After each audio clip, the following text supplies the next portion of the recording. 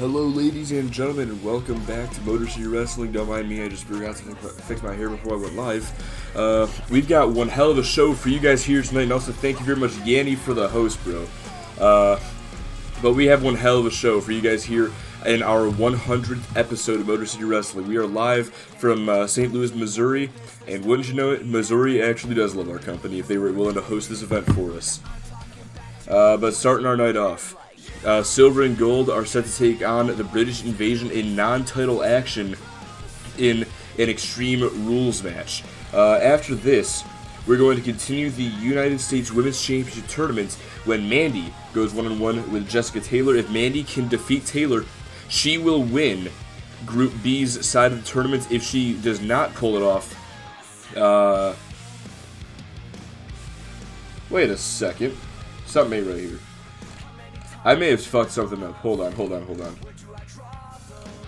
You know, I'll take another look into that in a second, but for now, after that, we have our mid-card match of the night. Justin James, Chris Hunter, Marco Rodriguez, and Loco Lopez in a Fatal 4-Way elimination match where the winner will challenge the UPW champion at Retaliation, be that Cody Campbell or Devin Russ. We're going to find out who the champion is this Saturday at Hardcore Hell, but their next challenger will be decided here tonight.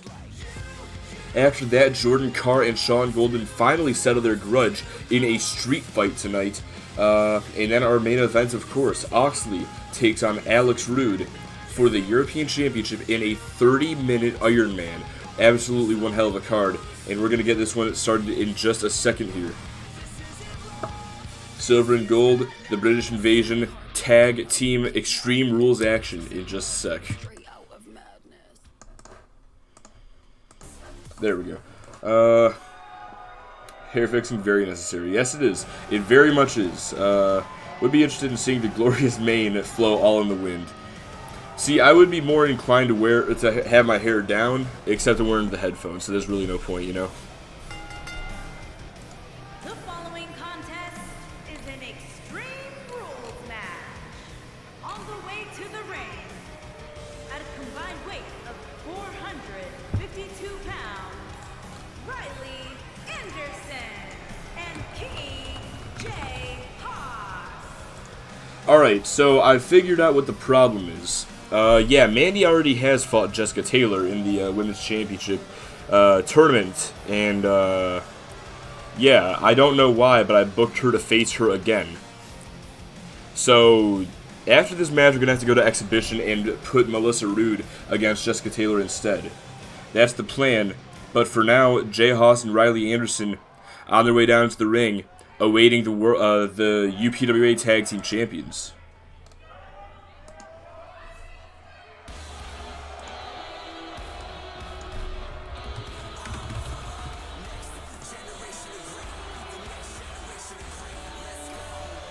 And their opponent, at a combined weight of 437 pounds, the Alliance Champion, Tyler Van Diver and Cody Gray. I'm trying to get betting started here. I was in a bit of a rush to get the show started tonight, so I don't have everything at 100% exactly.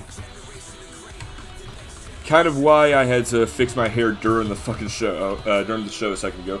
But yes, betting has officially begun. British Invasion, Silver and Gold, Tag Team Extreme Match. Jordan Carr versus Sean Goldman. I've been waiting for the next episode of JoJo's Bizarre Adventure. The match that got canceled because I had to do it to him that we've been waiting for. Yeah, real sorry about that. But it was necessary to advance the storyline.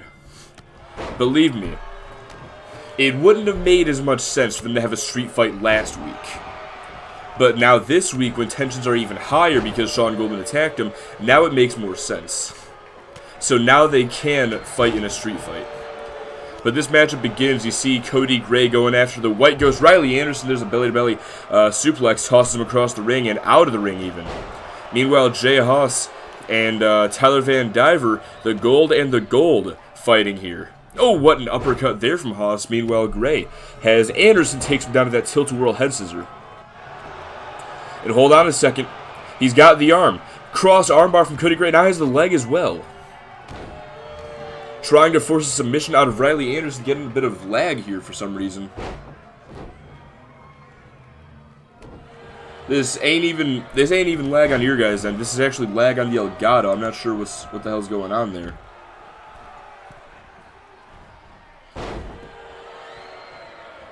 Okay, looks like the lag is stopped, but if it comes back, I may need to restart the Elgato or something. Only betting on TBI on the British Invasion because I'm sick and tired of getting the damn silver and gold cards. Seems legit. Well, don't worry. There's more British Invasion and silver and gold cards coming at Hardcore Hell. Because I have 100% completed all the trading cards for MCW and XCW 21. Silver and gold in control of this match as Van Diver looks to retrieve a weapon from underneath the ring. And meanwhile, Gray with the Cody clutch locked in, trying to force a submission out of the King. And no Haas with the elbow to the side of the head, able to break the hold. Meanwhile, Van Diver approaching with the steel chair. And chair right to the side, right to the shoulder of Jay Haas. Haas with the reversal, though, slams the chair into Van Diver's face. I'm stuttering a lot, and I really do apologize for that. Cody Gray, meanwhile, trying to take on the intercepting Riley Anderson. The Elgato couldn't handle the armbar and the leg bar from Cody Gray at the same time. Yeah, honestly, I don't know why it specifically started lagging when the armbar was locked in. I really don't understand it. Oh, Anderson! Head first with the chair. And now the cover. Lateral press here, and only a 1 count. Now it's Haas who has the chair, and drops it on the back of Gray's head. And now Gray currently surrounded by the British Invasion. Haas held him while Anderson delivered that clothesline right to the back of the head. Anderson and Haas meshing very well as this representation of the British Invasion. But of course, there is no taxation either. Hang on, Haas has a kendo stick, but Cody Gray with the reversal, looking for the Cody clutch once again. Haas able to fight out of it. Meanwhile, Anderson, Cliffs of Dover. Haas with the Famouser. It's not very often that you see Anderson have to bust out the Cliffs of Dover, but it looks like it was very effective. As you can see, the blood is now pouring from Van Diver's head. Meanwhile, Haas with that King's Cutter just a moment ago. Yeah, that was Cody Gray. I understand it's a little confusing since they're both wearing black and white. Gray's the one in the pants, basically. Yeah, they really do look similar. Like, I thought it was just the black and white that made him look kind of similar, but, like, they wear similar looking boots from the back, at least. They both wear gloves. I think Gray wears gloves. They both got long black hair. And now Anderson, he's got Cody Gray, setting him up here, and a choke slam onto the chair, hook of the outside leg to put him away. 1, 2, and only a 2 count. Cody Gray able to kick out. Cody Gray and Riley Anderson are twins. One wears pants and one has a spine tattoo and wears tights. Wait a second. Cody Gray with a nice Yoshi tonic there. Meanwhile, Jay Haas with the standing vertical suplex. Also, kendo stick. Hi, Kenny. Hang on, Gray. Oh, there's a kick to the gut from Anderson, and Gray trying to shove him back. Meanwhile, Haas looking for the crowning on Tyler Van Diver. Cody Gray has his Cody clutch reversed. Anderson looking for the chokeslam once again. Referee not counting the pin. What the hell is going on here?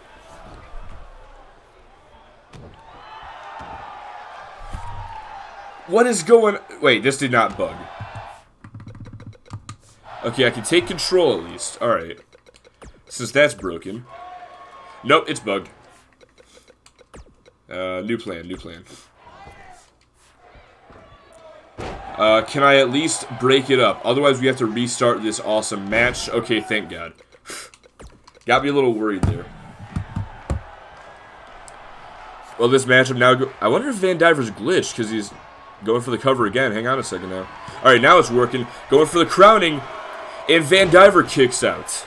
The crowning on Cody Gray now. Van Diver's down. And out. 1, 2. No, Gray once again able to kick out. And now Anderson trying his luck, lateral press. And Gray again kicks out at the count of 2.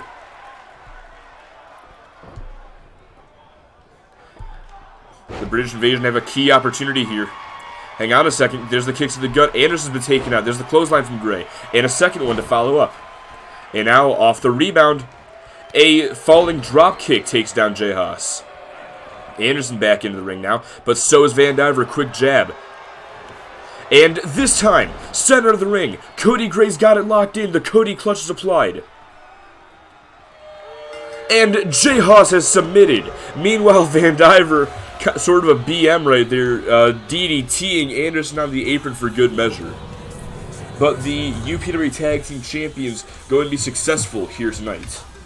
But I honestly have to wonder if that would have been it for Van Diver had the referee not bugged on that pinfall.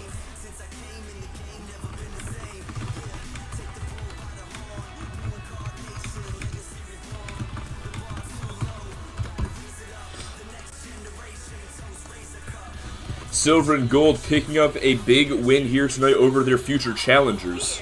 Are your winners, Tyler Van Diver and Cody Gray. Now this may have been a non-title match, but this is still a big win nonetheless for Silver and Gold, because now these two are carrying in a lot of momentum heading towards Retaliation next month, where they are set to defend the UPW Tag Team Championships against the British Invasion. And as I get the Invasion's record updated real quick, I'm going to switch ourselves over to Exhibition for just a moment, so that yep, there we go, so that we can get this next match sorted out, because I fucked up essentially. So give me just a second. We'll be back after this commercial break.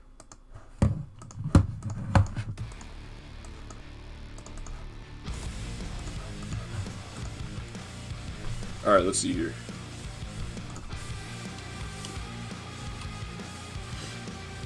Yo, what's up, Cupid? How you doing, bro?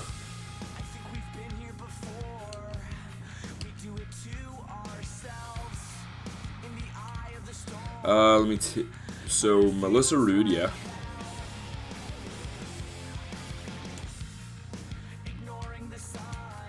Taking on Jessica Taylor. Gotta set the arena real quick before I fuck that up. MCW 21, there we go. Got entrances on, yes. Just waiting for it to load. Yep, everything looks good to me. Time to get this match started.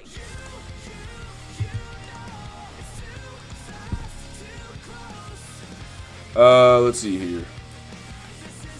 And yes, Kenny the Kendo Stick has written out a formal written apology to Kamikaze Marty for hitting Marty while under the control of Jeff Baker. How is the Kendo Stick right? That's my question. However, Kenny the Kendo Stick did not consent to Jeff Baker using him the way he did. Oh god, this is going to turn into a fucking lawsuit, isn't it?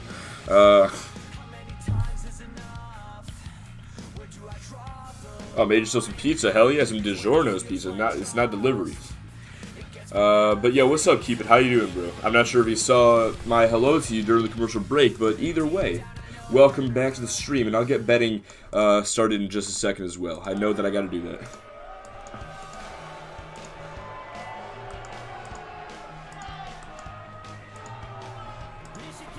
The stick just thinks and it happens. Oh god, it's unlocked 100% of his brain. The following contest is scheduled for one fall.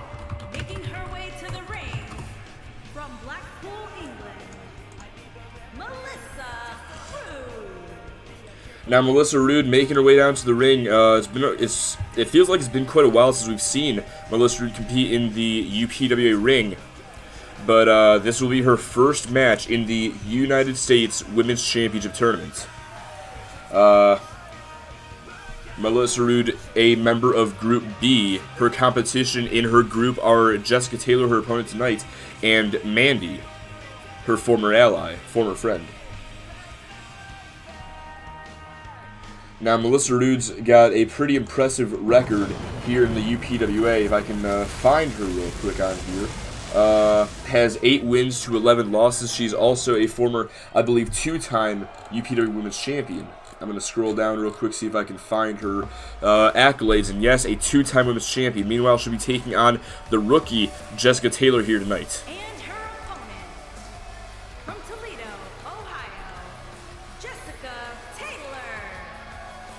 Kenny just sticks his head in an ink well and uses himself as a pen before then showering to get the ink off his head. Alright, well, fair enough. If Kenny the Kendo Sticker uses psychic powers, it will only be 0.9% of his power. Jesus fucking Christ.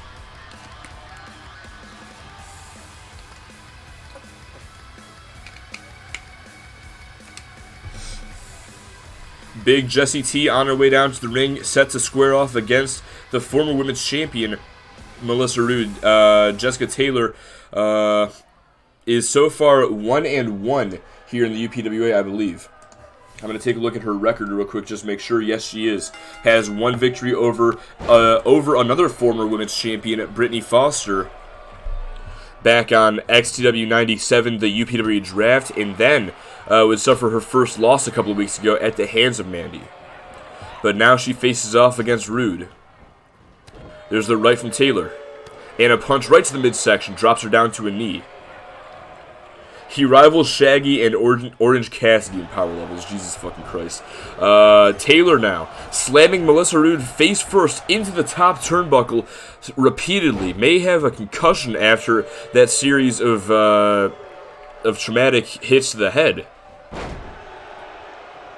Regardless, Roode trying to stay in it here, focusing on the arm of Jessica Taylor. That's a pretty smart strategy in my opinion, and Taylor going to use her good arm to deliver that stiff right to the face. And now sitting over the back with that camel clutch and just clubbing away at the forehead of Melissa Roode. Looking to pick her back up here, but there's the arm drag. Roode focusing a lot on those arms. There's the kick right to the arm as well, and now a backbreaker into the neckbreaker takes her down. Kick to the back just gets absorbed by Taylor, and a clothesline sends Roode up and over the top rope and down to the floor below.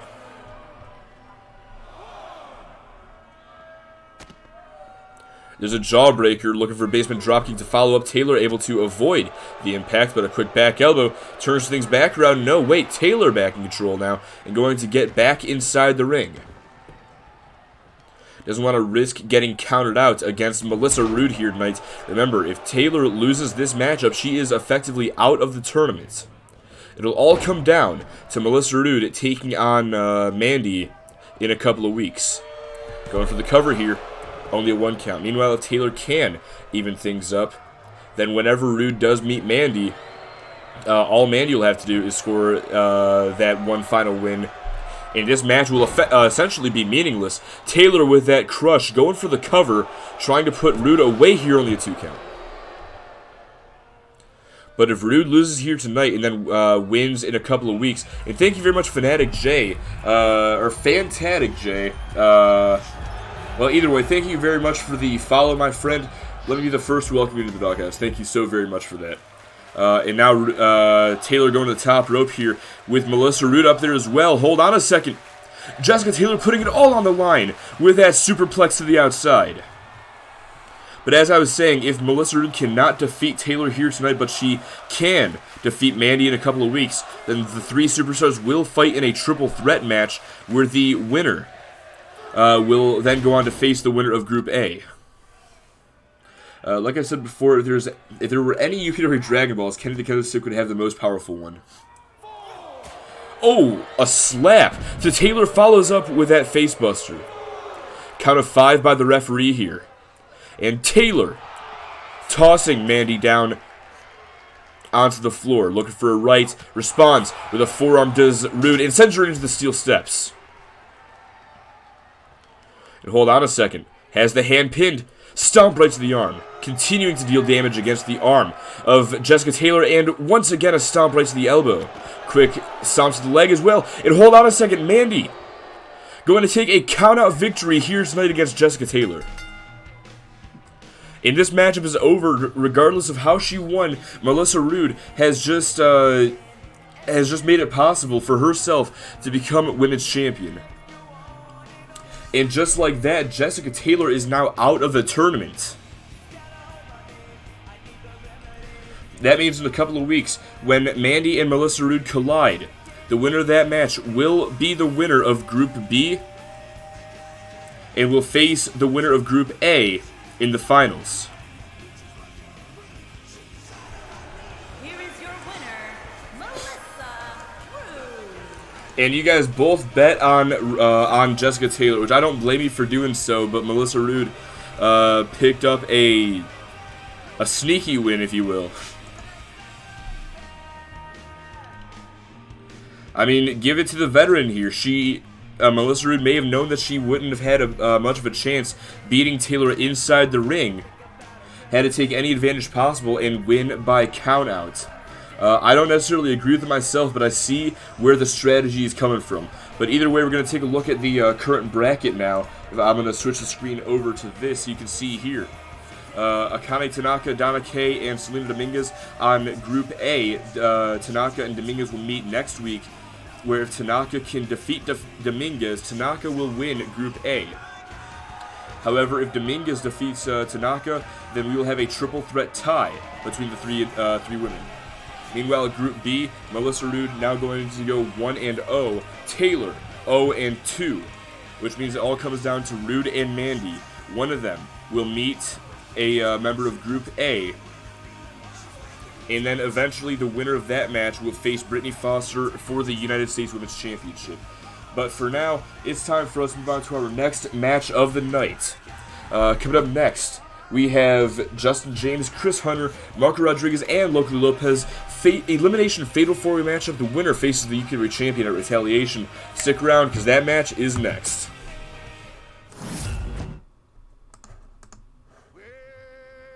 Let me take a look here now.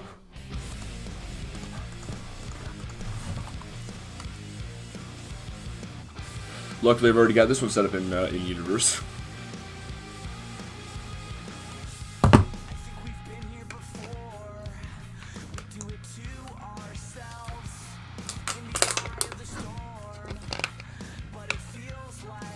Hydration. Alright, let's see here. There we go.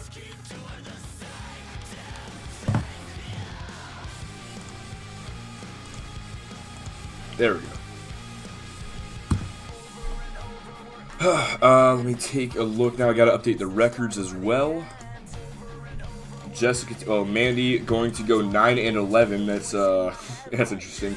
Meanwhile, Taylor now 1-2 in her UPWA career.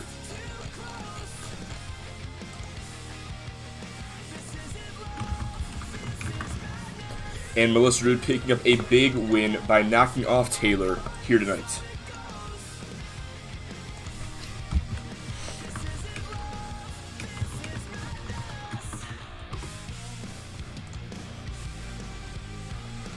Let me take a look here real quick. Mormouth, since I didn't win a card. I had really high hopes for Taylor since she beat the greatest women's wrestler of all time, No Jordan, who's watching the VOD, not Candice LeRae, Brittany Foster. Thank you for clarifying. Now, believe me, I had really high hopes for Taylor as well, and I still do have high hopes for her. Just running over a rough patch, so to speak, at the very beginning of her career. Think of it as her paying her dues, if anything. Because if you look at it, Mandy and Melissa Roode, two already established superstars, are the ones who have qualified, well, who have made it this far in the tournament, on that side at least. Taylor, the rookie, already taken out, that's understandable. But she already got that big win over Brittany Foster, though, so that's something that she can still hold on to. But given enough time, and if she can start building momentum, I 100% see Jessica Taylor as a women's champion in the future. But that's just me. But now it's time for our next match of the night. Fatal 4-Way action, elimination style. The winner of this matchup faces either Devin Rust or Cody Campbell at Retaliation.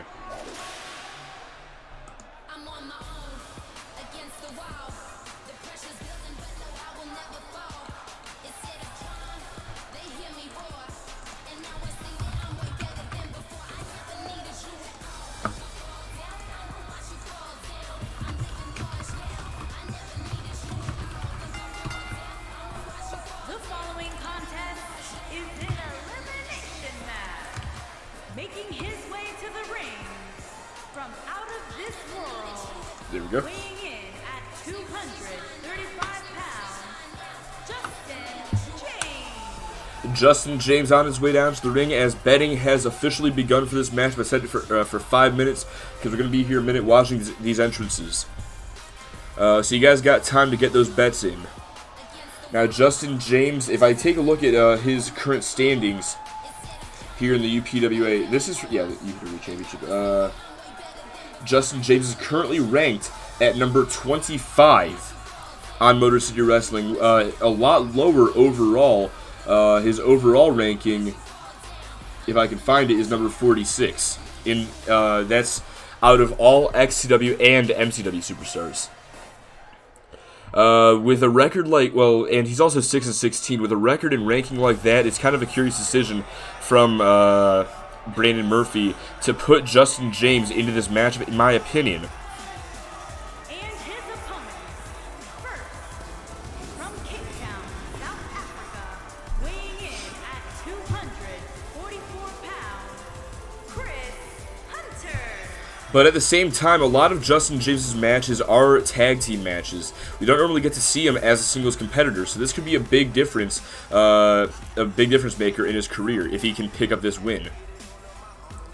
I wouldn't necessarily count him out as this matchup gets started here. Chris Hunter, meanwhile, an absolute brute. The Cape Town Killer, as he is now known as. Chris Hunter is a very serious boxer. His current record is 14-9 for this year. And he has a recent victory over Loco Lopez last week. And as we know, Loco Lopez is a very established superstar here in the UPWA.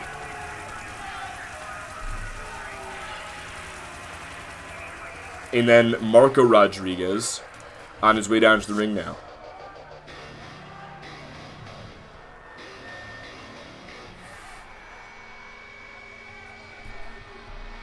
And from Guadalajara, Jalisco, Mexico, weighing in at 184 pounds, Marco Rodriguez. Now, everybody in this matchup has a championship history besides Marco Rodriguez. Justin James, former UPWA Tag Team Champion alongside Dustin James. Chris Hunter is a former World Hardcore Champion. And Loco Lopez, not only a former UPWA Tag Team Champion, but also a 2-time UPWA Champion. Marco Rodriguez, the closest he's ever got to a title was at Wrestling Palace last month when he faced Oxley for the European Championship, and as close of a match as it was, Rodriguez could not get the job done. Will tonight be any different, as he faces 3 opponents instead of just 1? Yo, what's up, Jordan? Welcome to the stream, dude. And now, speaking of Loco Lopez, the former 2-time UPWA champion, on his way down to the ring. But Lopez, he's been having some good matches. Well, he's been doing all right against Joe Sullivan, but not so much Chris Hunter. From Juarez, Chihuahua, Mexico, weighing in at 161 pounds, Loco Lee Lopez. Yo, what's up, Tyler Darby? How you doing, dude? No, Jordan, I'm talking about the former UPWA Tag Team Champion, Justin James, which you can see right here. Assuming that I pointed the right way, that is. Now, Loco Lopez, like I said, he's had a lot of good matches. He has a lot of wins in his career just this year alone. Lopez is currently 22-12, but it seems like Chris Hunter has just had his number, as well as the number of Santana Santos in recent weeks. Will tonight be any different? As there are 2 extra superstars involved in this matchup, and you can see the rivals instantly going after each other. Chris Hunter and Loco Lopez, they've had a lot of issues stemming back from before they were drafted over to the blue and white brand from Extreme Takedown Wrestling. Their rivalry extends to their tag team partners, Santana Santos with Lopez and Joe Sullivan with Hunter. And meanwhile, inside the ring, Marco Rodriguez going up against Justin James. Rodriguez, now, recently he's been sort of a different person. He seemed to be fighting sort of for justice alongside other more positive superstars here on the EPW roster, but as of late, he's been much more aggressive and has been taking out his anger on certain superstars. One notable superstar being Dustin James last week. Of course, as we know, Dustin James was found unconscious last week when he was supposed to face Johnny Nightblade. And because he was unable to compete, Marco Rodriguez stepped up and fought Nightblade and defeated Nightblade. Later on, it was revealed that Rodriguez was the person who took out Dustin James and then went on to even try to take out Justin as he was helping carry his brother into the ambulance. I'm going to take a look at the chat real quick because I realize I have been neglecting that for maybe a minute here. Let's see, James lost to Kamikaze Marty on XTW 97 for 2 picks in the EPW draft in a tag team match. And ever since then, he's been vigorously training for this moment to make up for his failure. Can I create you? Oh, looks like Jordan's got it taken care of. Thank you very much, bro. I tag teamed with you on that. Yeah, good job, Yanni, as well, posting the Discord. And good job to me for getting the Discord link to work. I think I need a pat on the back for that one myself. Either way, looks like Chris Hunter now going to take on Marco Rodriguez. Wait a second. Justin James. He's got Hunter up. Oh, what a move right there. I'm not even sure what you would call that exactly. Sort of a fireman's carry into a flapjack or a facebuster. Just in the wind, meanwhile, to Chris Hunter. Now trying to score the elimination in this match. Put Hunter away. And if Hunter's eliminated, imagine what that does for the rest of this match. Hunter is probably, I would say Hunter's my pick to go on to win this entire matchup. Meanwhile, Marco Rodriguez taken down by La Profecia Azteca from Loco Lopez going for the cover now. Will that be it for Rodriguez? And Rodriguez has been eliminated. Oh, and James now with the Samoan drop to Loco Lopez.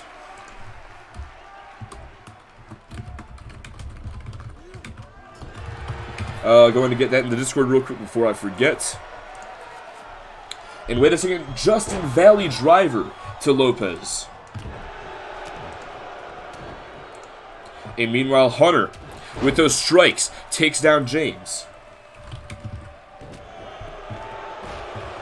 Oh, and a KO punch. James may be out after that. No, wait a second. Fires right back with the kick. But Lopez going for the cover. If that would have been it, I was about to raise some hell.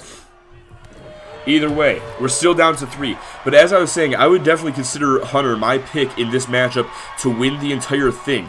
We've seen how dominant he has been in the past. And Hunter, he knows how to carry a championship as well. We've seen that with the World Hardcore title. Oh, Mushroom Stomp. Didn't get all of it there, but he took Hunter down. Wait a second. Hunter caught him. Looking for a power bomb. Slamming him into the mat. Like, don't take anything away from Lopez or James, though, but I just think that Hunter probably has the best chance of winning this matchup out of anybody else.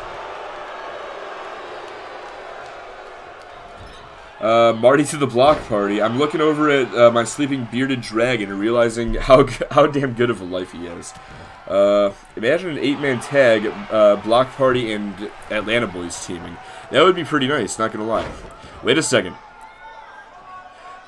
Justin James has him back up to put Hunter away, perhaps, with the double Justin Valley driver, and now going for the cover. 1, 2, and no, Hunter kicks out. Ref in position for Justin to win. I'd get Marty in a block party attire if that occurred. He's got to learn the dance too. Well, it seemed for a moment like Justin James and Loco Lopez had forged some sort of alliance against Chris Hunter, but now it seems like that alliance has fizzled out as James sends Lopez to the outside. And wait a second, looking for the Tornado DDT. Alright, never mind that. Going to pick Lopez back up. And this match spills to the outside between all 3 competitors. But remember, this is just an elimination match. Falls do not count anywhere in this match, only inside the ring. There may be no DQs, no countouts, but like I said, falls can only occur on the mat. He and Kenny Kendo Stick are the 2017 Vietnamese freestyle dance champions. Hunter and James continue to battle it out. Now Hunter has Lopez. Now James going after Hunter again, though. There's a quick jab and an uppercut. Oh, and a left hook. But Hunter just on the receiving end of offense from both James and Lopez. He's struggling to take on both challengers here. Lopez going to send James into the corner and setting him up now. Templo Azteca takes James down. And now Lopez focusing on Chris Hunter. La Profecia Azteca. Hunter is down. Will that do it for Chris Hunter in this match? Lopez looking for the elimination. And that is it. Lopez eliminates Hunter. And just like that, we're down to Lopez versus Justin James. One of these men will face either Devin Rust or Cody Campbell for the UPWA Championship next month.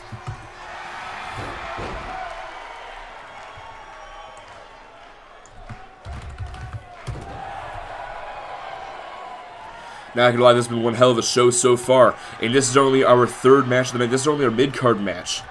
After this, we still have Jordan Carr to take on Sean Goldman in a street fight.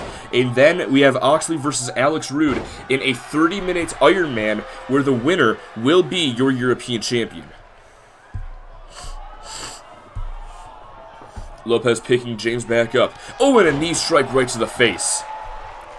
James may be out after that knee. And now Lopez, hold on a second. Looking for some sort of modified crossface here. Trying to force a tap out of Justin James. And able to break the grip. Snapmare, able to break the hold. Misses that drop kick. That may cost him. What the? I think James may be hurt after that one. Well, regardless, going to push Lopez back. And James trying to get back into it here. Wait, Lopez over the top rope. Sunset flip. Has the arms down. Going for the cover. And James kicks out. This matchup continues. There's a stiff forearm from Justin. And now he's got, no wait, Lopez elbow to the side of the head, able to prevent James's offense. Sends him into the corner now. And to the outside goes Justin James. Lopez now looking for the baseball slide drop kick. Launching Justin across ringside. Is that a glare on the fucking camera? It's fucking weird. I don't think I've ever seen that before. Lopez setting up here. Looking for an elbow drop from the top rope. James able to get out of the way. And wait a second. Schoolboy, foot on the rope. 1, 2. Only a 2 count. James almost stole it right there. And now a PK to the midsection. Going to pick him back up and send him into the corner. Lopez with a back elbow. Wait a second. James sends Lopez into the corner once again. Oh! Looking for that stinger splash in the corner. Lopez now to the top rope, though. It's a spotlight, but, like, I'm not crazy. That's fucking weird to see them lights over there on the camera like that. Those are the lights hitting the camera for sure. Because those lights are certainly not in the damn crowd. I don't think I've ever seen that before in this game. But then again, I don't think I've ever used this arena venue before either, so. Either way, this matchup continues on. Lopez has James back inside the ring and to send him into the corner. Looking to turn him around here. And now, Lopez to the top rope. Or to the middle rope, rather. Templo Azteca connects once more. And he's not done yet. He's going for broke. Lopez wants to put this match away. La Ciudad de Oro. Off the top rope. and now hooks the outside leg to put James away in this match. 1, 2, 3. Lopez scoring all 3 eliminations here tonight. He's going to pick up the win, and he will face the UPW champion at Retaliation.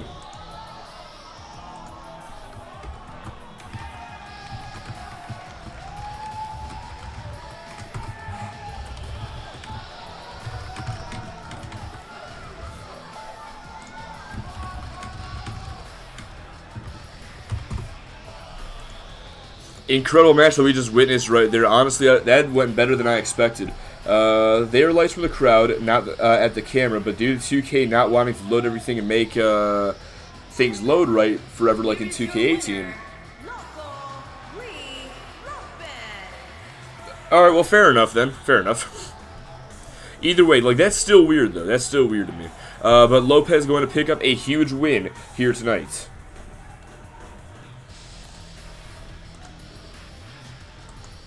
Lopez, you have to expect this rivalry with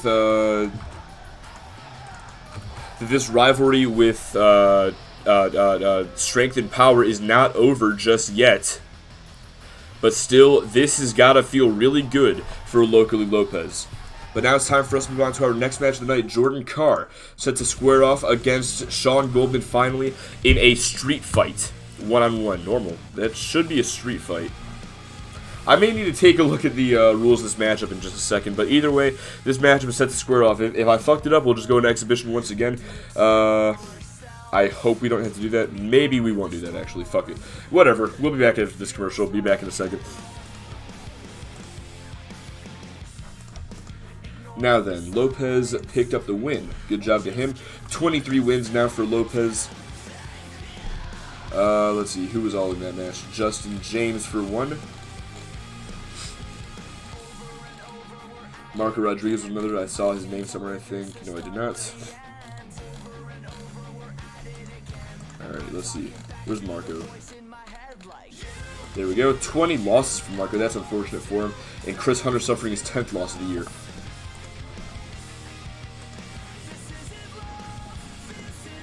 Next week, Ref versus the Block Party and the Atlanta Boys in a handicap match. Too bad we can't do 4-on-1s, honestly. Too bad we can't do the 4-on-1s. And now this matchup set for one fall. That is actually where that sentence took me there. Not sure why. Making his way to the ring from Newark, New Jersey, weighing in at 268 pounds, Jordan Carr. He's being very bold for a man who knows that there's a possibility Kenny the Kendo Stick could come out from under the ring. Jordan Carr and Sean Goldman. These two have had some issues as of late. It all stemmed a couple of weeks ago when Sean Goldman was attacked by Damian Deaver during his match with Oxley. Damian Deaver directly costed Goldman the European Championship match.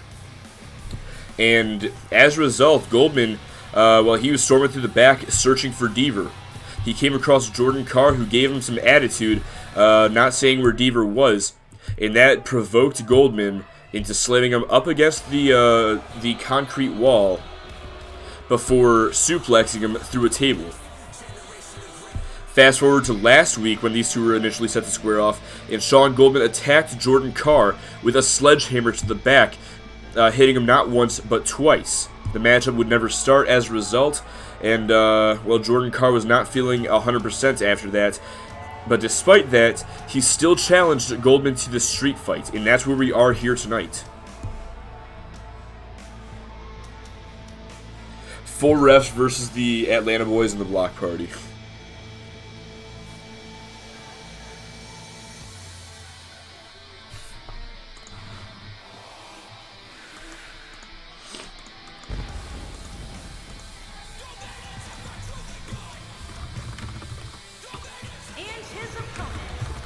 From San Francisco, California, weighing in at 276 pounds, Sean Goldman. Jordan Carr and Sean Goldman. Now these two, they do have a history that dates back even further than these past couple of weeks. I remember back in 2014, 2015, back when Jordan Carr was a part of the Lost Souls, Sean Goldman, he actually joined up with the Lost Souls in order to take out Obliteration. However, Goldman later revealed, after Jordan Carr had sacrificed his body and ended up being injured for a number of months, Goldman revealed that he was only using the Lost Souls and soon after turned on him.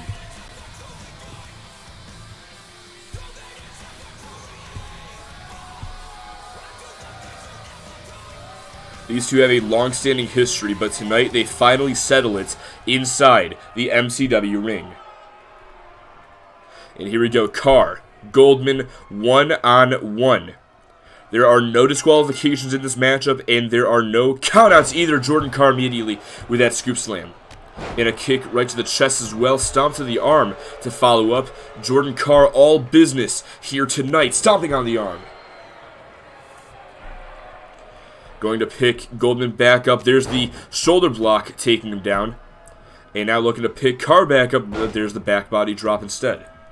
Here's a brain trip. Sentence only requires a noun, a verb, and objects. The sentence is police, police, police is valid.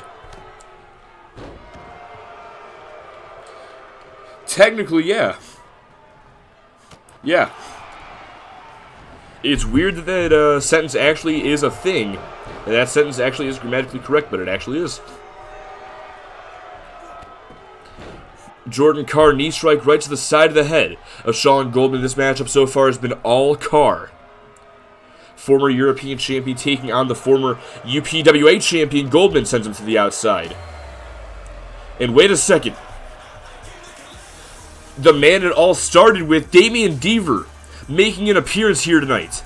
Running down to the ring. And Deaver charging at Goldman head on, kicks to the gut, setting him up here. Looking for the Blood Diamond. And Jordan Carr picking himself back up. Remember, it's all legal in this matchup, as Carr now hooks the outside leg to put Goldman away in only a 2 count. All legal in this matchup, no disqualifications.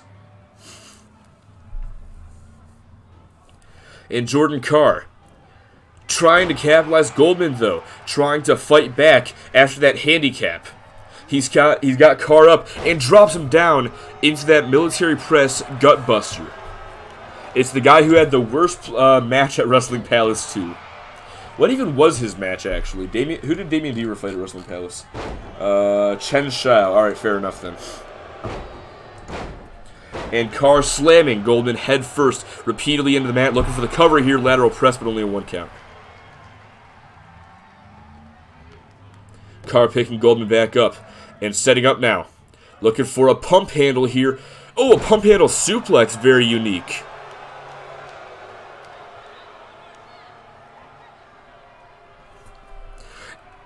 I'm kind of surprised he kicked out too, honestly, especially after a couple of weeks ago when Goldman actually lost to that move when Deaver interfered.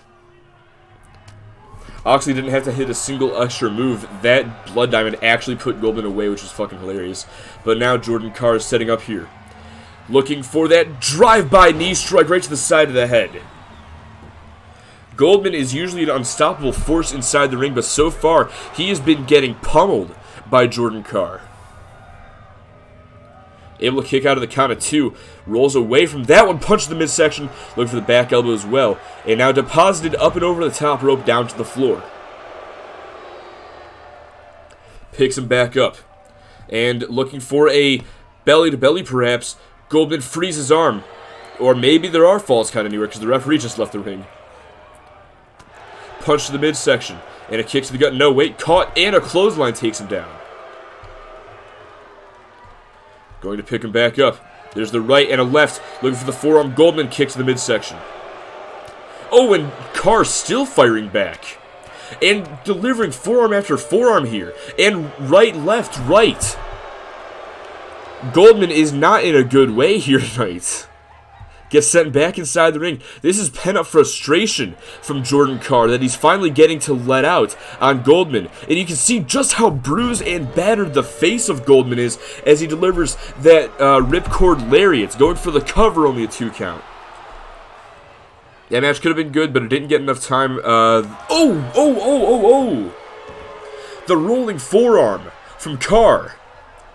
And going for the cover now. That's got to be it for Goldman. Still somehow alive. Goldman's busted open, and after that rolling forearm, he still manages to kick out somehow. And now Jordan Carr just exhibiting his power with a Dominator. And now just waiting for Goldman to get back up to his feet here. He pulls Goldman in and drops him down with that straight jacket DDT. Looking for the cover. 1, 2, and Goldman still kicks out. Say what you want about Goldman, but he is a resilient motherfucker, and he's proving that here tonight. There's a quick forearm. Trying somehow to get back into it. There's the DDT, the reversal. Let's see. There's a delay in between. There's the delay in between the segment to the start of the match and the actual match because of how 2K19 works, and it was just kind of cramped on the rampant stage.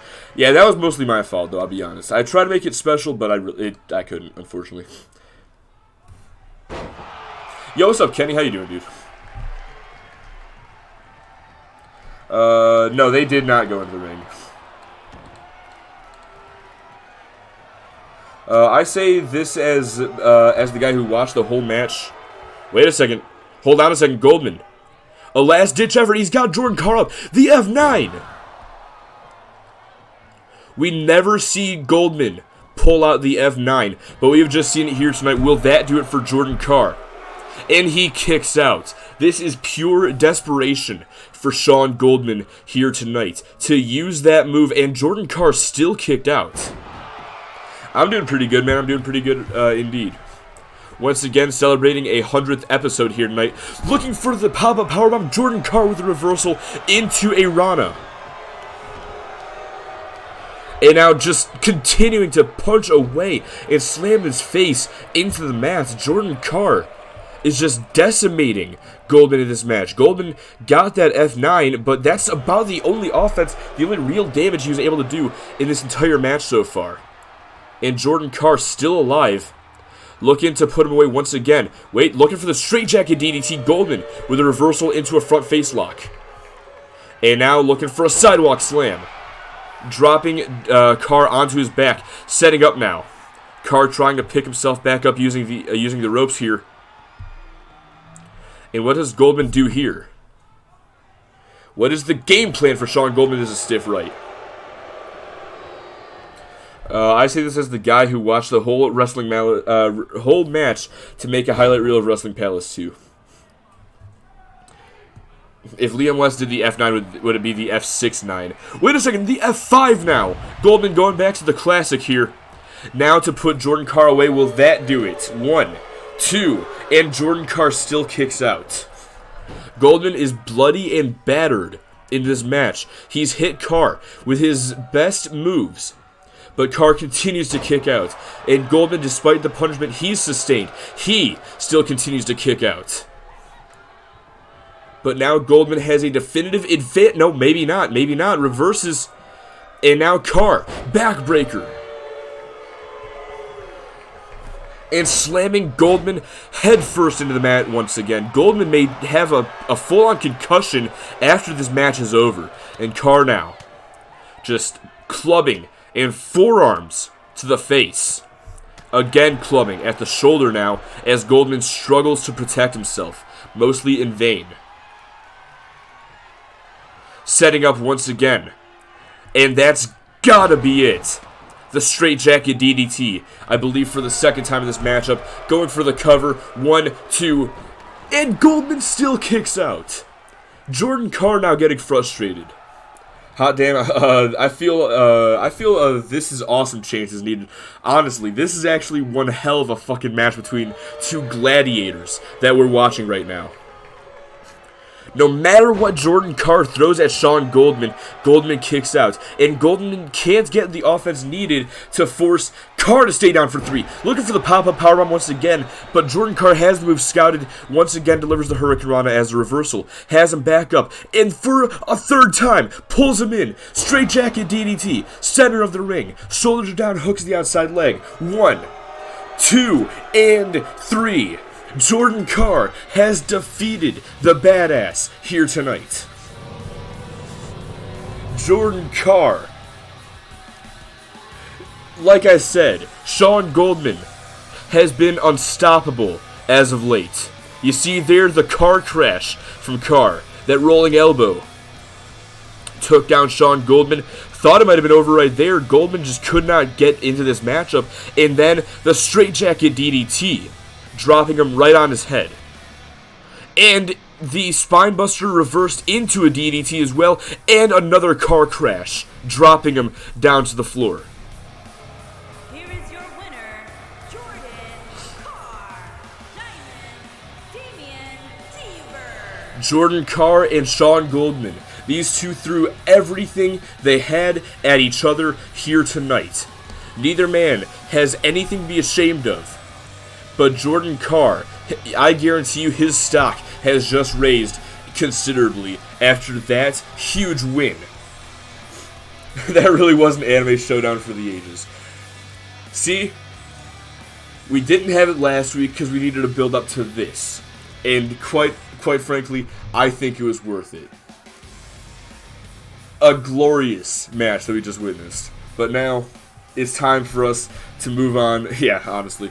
It's time for us to move on to our main event. Ladies and gentlemen, for the next half hour, we are going to witness another set of gladiators battle it out for one of the most prestigious prizes in all of the UPWA. Up next, Oxley challenges Alex Rude in a 30-minute Iron Man match for the European Championship. Don't go anywhere because our main event of the evening is next.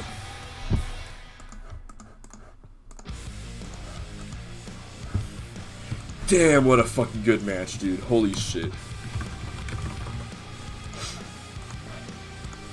Jordan Carr breaking away from the Lost Souls was exactly what he needed for his career. I'm 100% convinced of that now. But damn, honestly, I expected Goldman to beat him. I really expected Goldman to beat him. I thought Goldman was going to beat him and then go on to fight for a championship, but it looks like Carr actually beat Goldman, which is fucking incredible.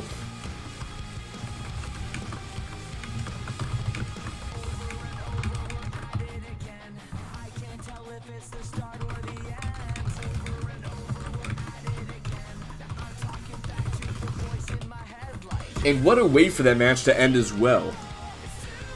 Jordan Carr hits another straightjacket DDT. Goldman kicks out and then goes on to attempt another pop-up powerbomb just for it to get reversed into a third straightjacket DDT to finally put him away. Let me just get some damn Oreos. I don't blame you at all.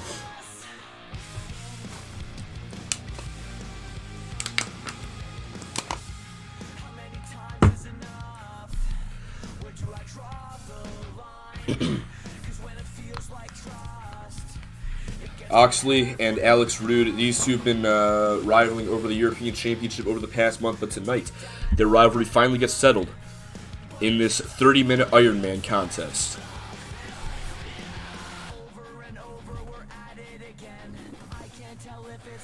Not sure if I told you, but I changed Damian Deaver's Hammerlock DDT to the Final Cut, and if you can either keep its name as Diamond in the Rough or go with the Au Revoir, but goddamn, that match was magnifique.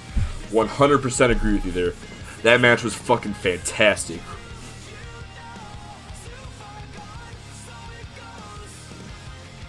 Yeah, he has Andrade's Hammerlock, doesn't he?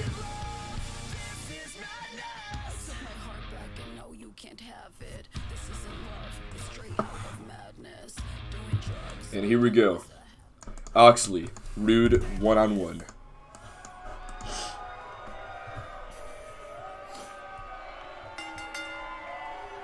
The following contest is an Iron Man match and is for the European Championship.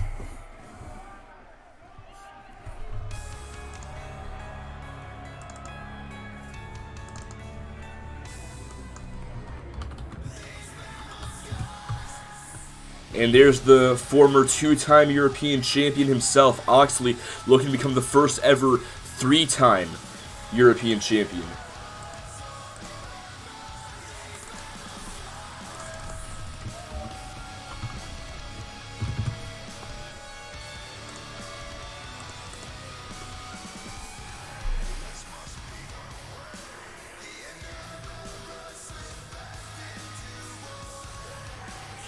I don't know what the DLC one was, honestly. It's been too fucking long since I've looked at them. Jordan Carr. I gotta pay that out real quick. Give me 1 second. Good job, Yanni, on getting a bet right tonight. Good job, dude. Pay you out 3 times for that one, but now Oxley versus Alex Rude for the European title.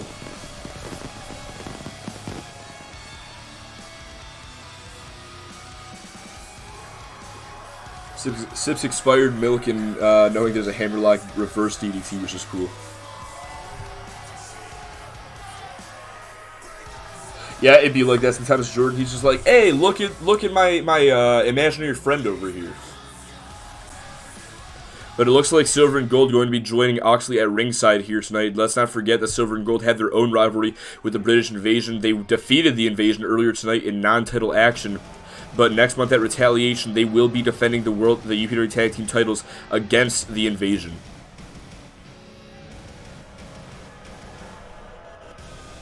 Looks like they're going to get a closer eye on the competition, perhaps, or just make sure that there are no shenanigans being played by the Invasion.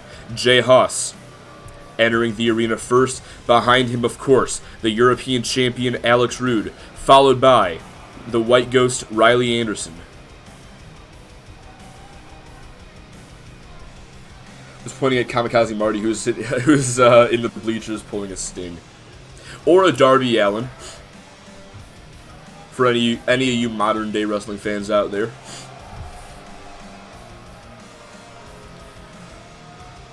Next month, assuming that Alex Rude defeats Oxley here tonight, it will be Riley Anderson taking on Riley Anderson and Jay Haas taking on Silver and Gold for the UPW Tag Team titles.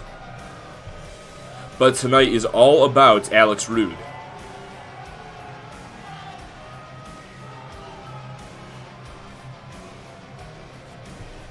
This is a match that Rude has to win. Because, of course, this is for his European Championship. This will be his first title defense since winning the championship on XTW number 97, aka the UPWA Draft, when he redeemed the Proving Ground contract that he held for a total of 185 days.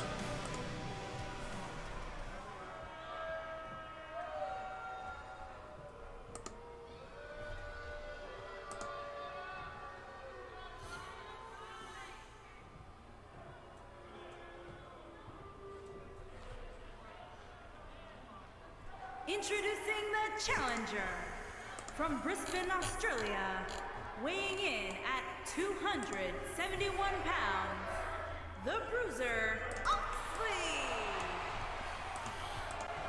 Oxley, the former 2-time European champion, combined reign of 156 days. Champion from Blackpool, England, weighing in at 241 pounds, he is the European champion, the chosen one, Alex Rude. Rude is currently the second shortest reigning European champion in the title's history.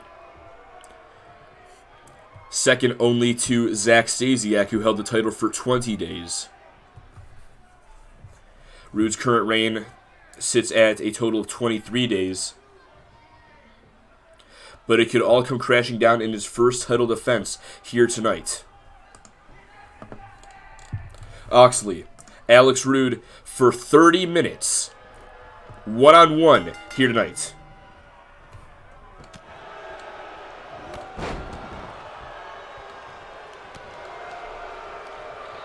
I'm so sorry if you're from Detroit, because I have a bad tendency to say Detroit like Detroit instead of Detroit. Now, that's perfectly fine, bro. That's perfectly fine. Detroit Rock City or just flat out Detroit, made in Detroit. It's either way is perfectly fine with me, my man. Oxley with the early advantage here against the European champion. Zach Slater wants that stricken from his record. So, Jordan, are you saying that Zach Stasiak does not want to have the European Championship under his accolades anymore? Meaning that he will be one step farther away from being the first ever Triple Crown winner in UPW history? Is that what I'm hearing right now? Oxley with a snap German suplex. And Alex Rude with the arm drag. Oxley follows up, though, with a clothesline taking him down. And Alex Rude now with a shoulder block. Quick stomp. Going to pick Oxley back up now. And a snap German suplex of his own. Oxley rolls to the outside. Less than 90 seconds have passed so far. It's going to be quite a while before we see even a single fall in this matchup, I believe. But once the falls start coming in, you have to wonder exactly who is going to benefit from the momentum. Will it be the champion or will it be the challenger? And collision there, neither man willing to give, but Oxley using his speed there against Alex Rude with that spinning back fist. And now, Rude firing back, pushes him away. No, he does. He just wants the duration portion blacked out. This is on PC or Xbox? This is on Xbox, bro. This is not on Xbox, as you can see. Oxley setting up here. He wants this first fall, and he may just get it with that spinning power slam hook of the outside leg. Shoulders are down. And only a 2 count. Is it just me, or are cold Oreos good? Yeah, cold Oreos definitely good, dude. Cold cookies in general are fucking great.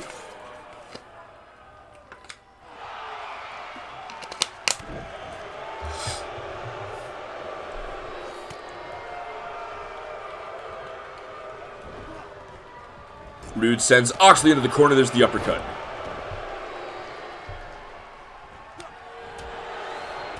There's a series of strikes there from Rude. Now Rude is in control at the moment, but he's got to find a way to hit one of his big moves to equalize the damage dished out by Oxley earlier in the match, as Rude with that drive-by knee strike in the corner. There's a quick stump.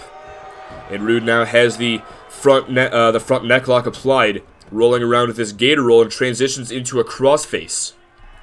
Perhaps trying to force a submission early in this matchup with over 26 minutes remaining. Score that first fall in just under 4 minutes, but he's going to let go of the hold. Oxley now back in control for a second before Rude turns things around with that fireman's carry.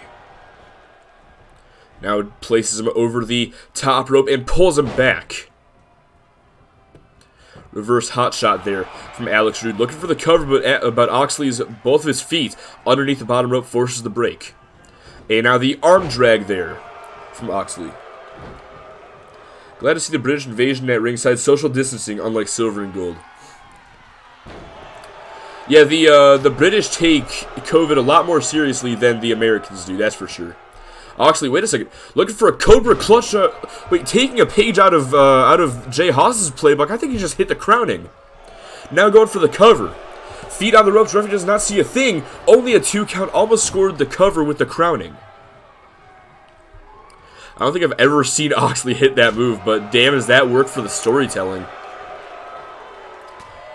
There's a club to the side and an uppercut as well. Oxley may have been taking a few pages out of Haas's playbook.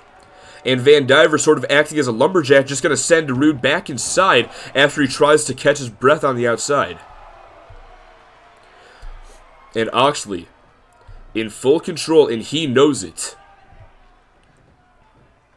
Let's not forget, despite the fact that Oxley had already fought a grueling match during the draft against, I'm taking a look here, against Jacob Fisher, now with the spinning power slam, going for the cover foot underneath the bottom rope, going to force a break. As I was saying, though. So, what was I saying here? Oxley, despite the fact that he fought a grueling match against Jacob Fisher during the EPW draft, when Alex Rude redeemed the Proving Ground contract against him, as Oxley now with the wrist lock, the waist lock rather, delivers the German suplex into a dragon suplex back up to his feet now for a straitjacket suplex. But despite having fought that match, when Alex Rude redeemed the Proving Ground contract, Oxley still resisted very well and almost looked like he was going to thwart Rude's redemption attempt.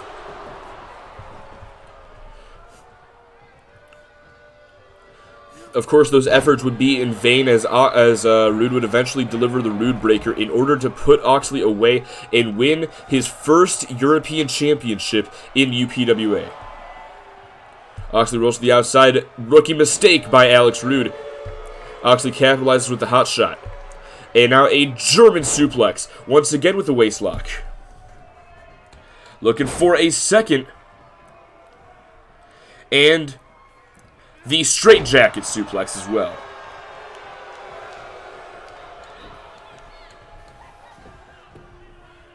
It would be amazing if Alex Rude hit a screwdriver right now. Yeah, it really would be. Going for the cover, only a 2 count. Is it just me, or is Oxley hitting a bunch of moves that he has never hit before? Oxley now a couple of stomps rather, and a boot to the face. Now pinning the hand back behind his own back and pulling back against the fingers on Rude's isolated arm. Double knees to the back as well. All of Oxley's weight coming down on 2 areas of Alex Rude's back. That is going to hurt him tremendously. As this match rolls on for another 23 minutes, there's the scoop slam looking for the cover now to put Rude away. And only a 2 count. Oxley, the Australian suplex machine. Wait a second. He's got the Oxley lock. He's got it locked in. Alex Rude is going to tap out here and submit the first fall.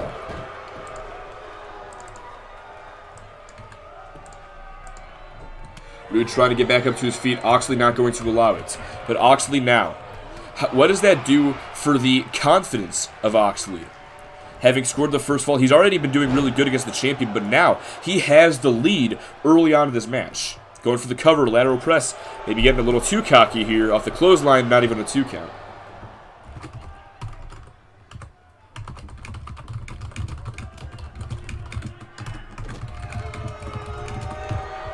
Rude firing back. Oxley though with the kick to the gut.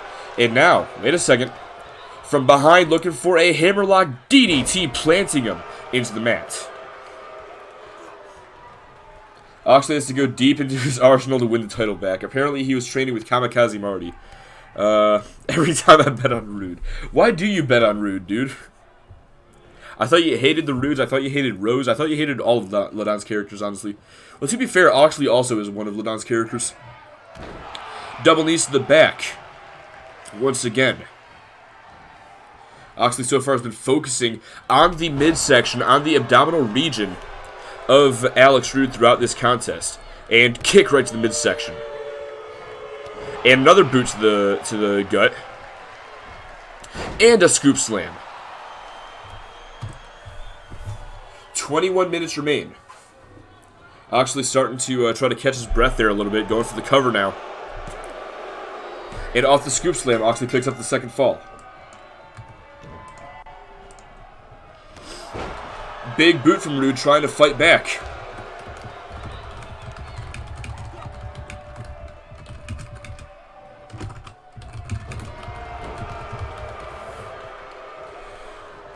I only hate him when they beat my characters. Wait a second, Alex Rude. The Rude Breaker connects. And now the cover. And Cody Gray. Not gonna lie, I don't like that the British Invasion's not doing shit, but Silver and Gold are. I kind of regret putting Silver and Gold at ringside now. I was thinking about letting this just be a one-on-one contest, but I figured if the Invasion and Silver and Gold, all 4 superstars being heels, I figured they would all interfere, making this even closer than it normally would have been. But now I'm not sure if that was the right idea. Yeah.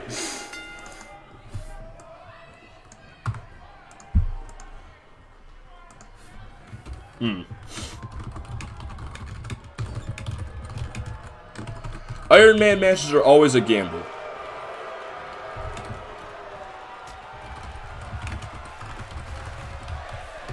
Sometimes they're really fucking close, sometimes they're just landslides. I think this is one of the landslides. Wait, where's did Van Diver get ejected? That actually might change things. Meanwhile, Alex Rude with that superplex to the outside. I didn't even see Van Diver get ejected. Ladon, however you spell it, is just silently watching, knowing it won't matter who wins. His European championship role won't change tonight. Wait a second. Setting up, looking for the last shot, but Oxley rather, with the reversal, and follows up with the uppercut. And now looking for another spinning power slam against Rude. Hook of the outside leg.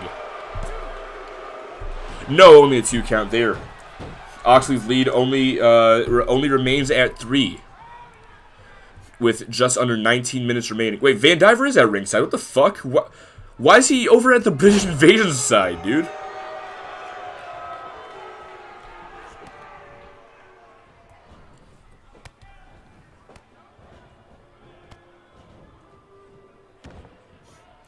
To be fair, Rude and Oxley have to follow the anime showdown of the century, honestly. No, the only reason that this is the main event, honestly, besides the championship being online, is because it's Iron Man. You can't put an Iron Man in the middle of the show. Unless there's multiple Iron Mans. But, yeah, he's defecting. Not gonna lie, I'm gonna give Silver and Gold each one more interference. The next interference that either of them do, whichever guy will be ejected. Whichever guy does it, basically. Making executive decisions here. Because this is kind of bullshit that it's 3-0 right now. Rude should at least have the 1, in my opinion. There's the back elbow, and a sling blade as well. But that's just my opinion. Oxley back into that back body drop, and now Rude from behind. No, Oxley with a reversal, club to the upper back. Turns him around. Tyler Van Diver reveals he's actually British and reveals a Cockney accent. Wouldn't be too surprised as almost all Jordan's characters are British. There's the reversal from Rude into the suplex, and now taking a bow. But Rude, he can't get cocky. He's gotta use this time wisely. Almost half of the time in this match has elapsed. He's still yet to gain a single fall. And Rude now. There's a quick stomp. And gonna go up and over the top rope with that leg drop right to the back of the neck. And hold on a second. The Invasion. Setting up here. All 3 members, this is going to be a double ejection, but all 3 members with that triple powerbomb. And Rude going to go for the cover. Meanwhile, Riley Anderson currently being ejected from ringside.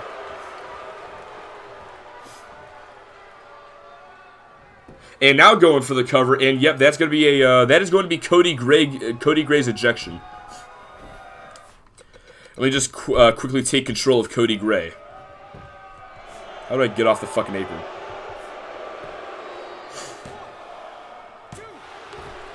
How do I get out of this?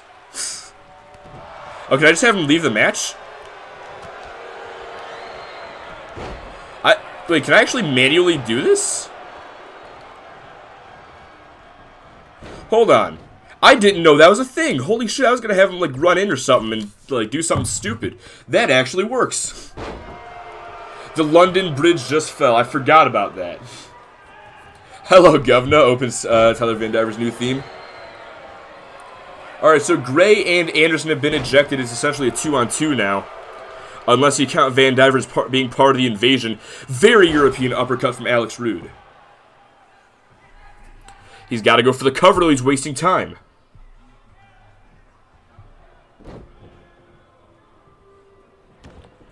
And now, wait a second, tying up Oxley here, tying up the legs with a figure 4 leg snap. Maeve just hyperextended the knee of Oxley with that one, but now Alex Rude is setting up here looking for the last shot. Once again, this time gets it. And going for the cover to put Oxley away for the first time in this match. Rude scores his first fall.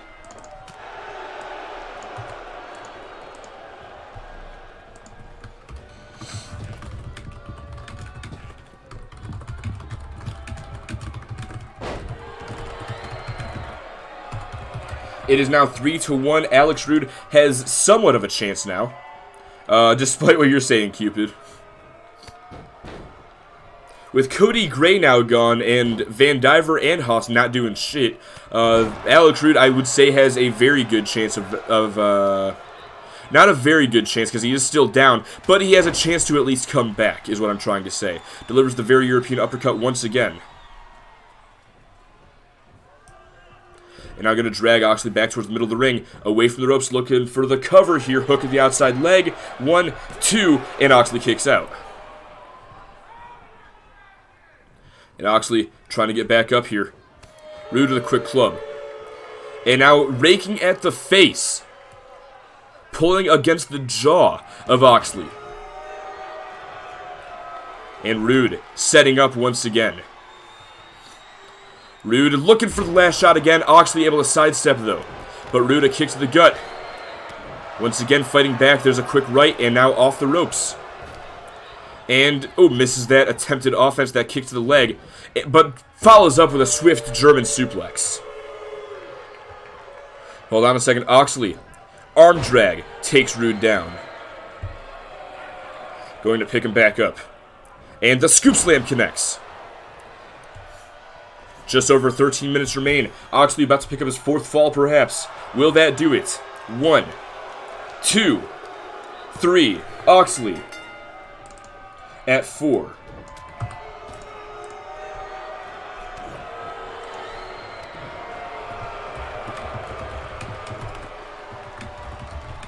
Rude with a reversal into a DDT.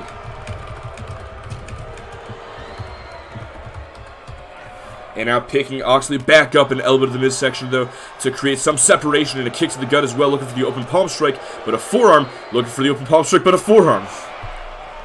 And now going around with the hammerlock DDT, once again planting him head first into the mat. And now dragging Rude back towards the middle of the ring, a quick stomp to the gut. Turns him over, and more stomps to the side, and a boot to the face. Pins back that arm. And now going to pull back against the fingers here. And double knees to the back of Alex Rude. Going to pick Rude back up now. And looking for the scoop slam. This time, though, Alex Rude forces him back. Misses the knife edge chop. But instead, the very European uppercut is going to connect. And now going to drag Oxley back, looking for the cover to score his 2nd fall and stay alive in this match. And Oxley kicks out at 2. Ever since the ejection of Cody Gray, Alex Rude has shown that he has a chance in this match. Now the Rude Breaker connects. And I think that is going to score him his next fall as he goes for the cover. And yes, Rude. Now it is now 4-2 in favor of the challenger.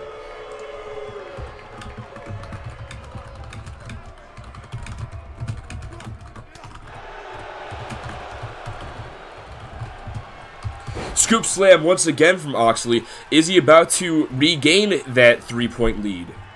Going for the cover.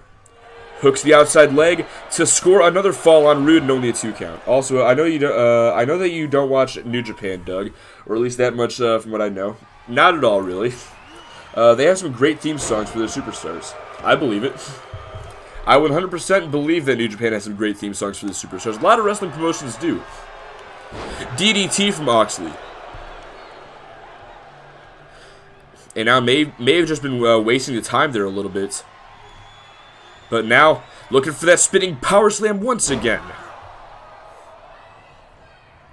And the hook of the outside leg. Shoulders are down. And only a 2 count. Rude again able to kick out. Recently I've been jamming to Juice Robinson's and Minoru Suzuki's theme. Hell yeah, dude. I like to jam out to some WWE themes every now and then too, so I don't really blame you. As a matter of fact, I have a lot of wrestling themes on my Spotify playlist. There's the right from Rude. And a big boot sends the challenger up and over the top rope. It's a cardinal sin in New Japan to not chant along to Suzuki's theme. Alex Rude maybe looking to take a count-out fall here. I mean, whatever you gotta do. That would gain him his 3rd fall, almost tying things up. And wait a second, lures him in. The Rude Breaker once again connects. And now hooks the leg again, center of the ring. Only a 2 count. Let's see. Xander and Zach are Canadian. DDD is a French Canadian. Liam, Deuce, Haas. Oh my god, he's been doing this for a fucking while. I remember when that came up. And Donna, not sure about her, are British. No, she is. I think she's from London. Yukio, not sure if you're using it or not, is South Korean. Cassidy, parts unknown. Mandy, Van Diver, both Van Divers, and the Block Party are American. But, you know, I'm not even gonna. Anyway. Oxley, spinning power slam. Just fair enough, Jordan. Going for the cover to score another fall, and he gets the shoulder up again. But Oxley cannot afford to get frustrated. He still has the 2-point lead. He is still in control. Although you can't actually chant anymore, really, because of the COVID-19 and the requirements. So you just clap violently. Fair enough. Oxley getting desperate here. Looking for another cover, lateral press. And still only a 2 count. Rude getting that left shoulder up. But Oxley, he's got to recognize he still has the advantage. There's just over 8 minutes left, and he is up by 2 falls. More than likely, Oxley is going to win this match, and he will win as long as he keeps this pace. Oh, knee right to the... Oh, going low again. Surprised that wasn't 2 disqualifications to give Rude the equal falls to tie things up. Oxley picking the champion back up, scoop slam again. And if he goes for the cover, that might be another fall. Wiping the blood away real quick first, and now going for the pin. 1, 2, and only a 2 count still. Rude's been taking a lot of offense. He needs to get back into the driver's seat. That's exactly what he's doing here with that back body drop, a quick stomp as well, and another one. And wait a second. Setting up now. Looking for the last shot. Gets caught. Stomp right to the gut. And hold on, Rude. Oh no, catches the big boot. Single leg takedown. And now wait. Looking for the ankle lock. Will he tap Oxley out? No, Oxley with the reversal. Never knew he had the fucking ankle lock. Scoop slam. He got caught. That's got to do it. All that momentum, all that force. Only a 2 count still. Mari's American, although he spent a lot of time in Vietnam, and Yamamoto is Japanese. But it seems like a worldwide fact that if you're a call of my making, you lose your debut match. Wait a second, the Oxley lock. Rude submits. Another fall. That's all Oxley has to do. He just has to keep on applying Oxley locks, and he'll just win the match like that.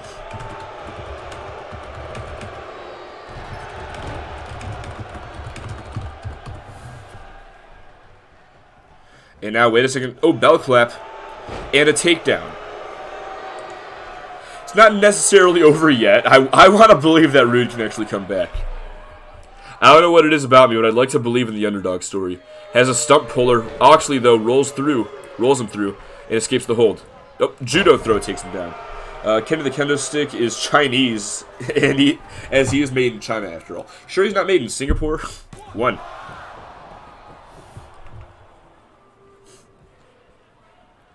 Less than 6 minutes remain. Oh, there's the headbutt from Rude. Misses the last shot. Okay, now I think it's over. No, wait a second. The Rude breaker. Hooks the leg. 1, 2, 3. No, Alex Rude has a chance. He has a chance. It's not a great chance, but he has a chance.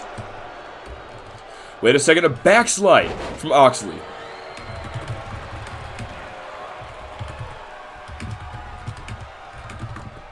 Okay, Oxley lock again.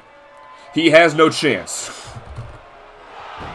Alright, if he's just gonna spam the fucking Oxley locks, may as well just call it now.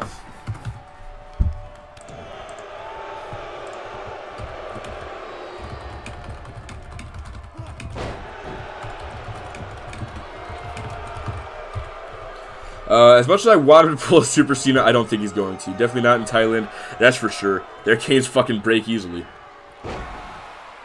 Scoop slam again from Oxley. Trying to score another fall. And Rude has given up, I think. I think this is the point where Rude has just accepted defeat.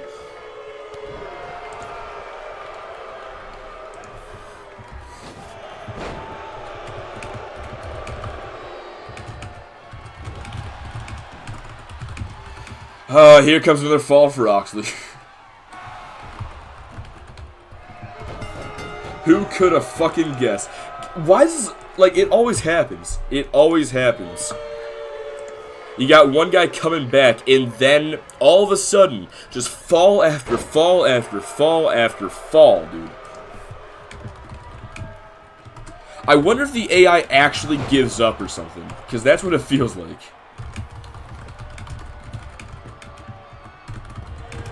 Looking for another fall here, and oh, 1 count? That's bullshit. That's actually bullshit. Kenny the Kendo Stick, the one in the UPWA, is actually a third Kenny the Kendo Stick. The original was broken in a storyline involving a literal bald eagle, and the second is stuck in Vietnam due to travel issues. Oh my fucking god. Going for the cover now, off the last shot. He scores a fall, but that's not going to mean shit at the end of the day. Yeah, Oxley is your third. Is it the first ever 3-time European champion in UPW history?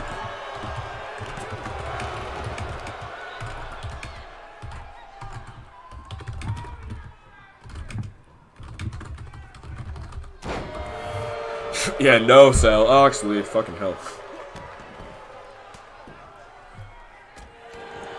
Elbows right to the shoulder. Just over 2 minutes left. Rude is down by 4 falls. Can he do it? Can he tie things up? That is the question on everybody's mind right now. Off the elbow, trying to score a quick fall. Only a 2 count. Who would have guessed?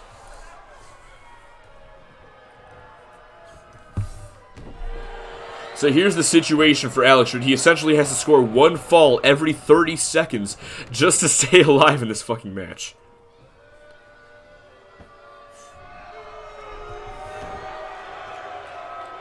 Maybe he can do it. He's looking for that first one right now. Setting him up once again. And delivers a Rude breaker.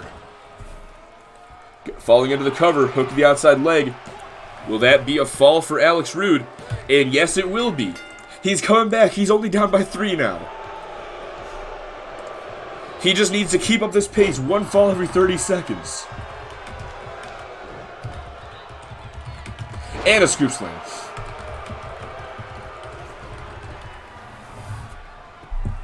Going for the cover.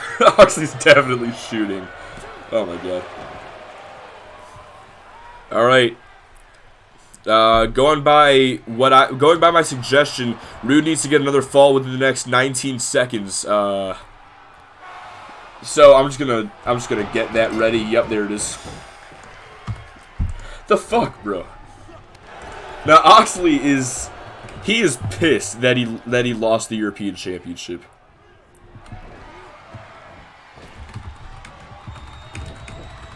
He is refusing to give Rude anything at this point.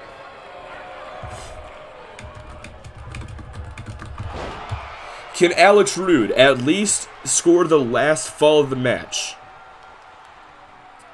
Nope. No, he cannot.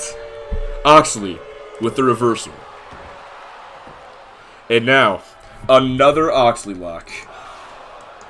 He's going for 10. He got 10. Oh my god.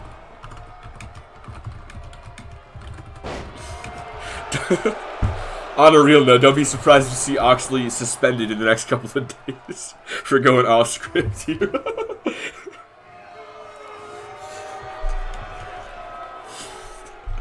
Dude, what the fuck even is this, man? Fucking 10-5. He just spammed the fucking Oxen lock at a certain point, and now he's trying to choke out Alex Rude. What the fuck?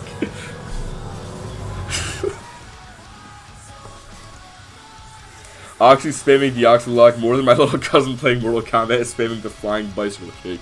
Honestly, dude, that... Holy shit. And I feel like this would have been a bit more even at least. A little bit more even. If the Invasion would have fucking done something... I shouldn't have even put any managers at ringside. We would have had a much more even that matchup that way. Marty's training really worked after all. Here is your winner and new European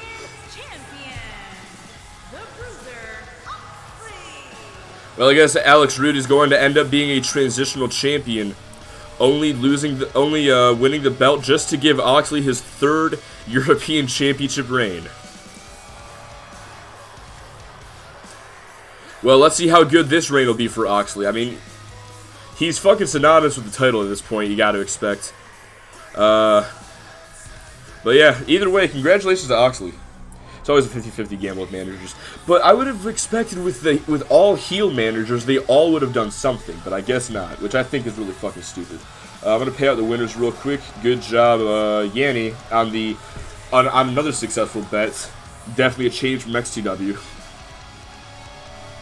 Yeah, sometimes they don't do stuff, sometimes they don't. They didn't even do a training montage, but Oxley somehow won. Alright, well, anyway, that's been our show. The main event, not so great, but damn, Carr versus Golden was something.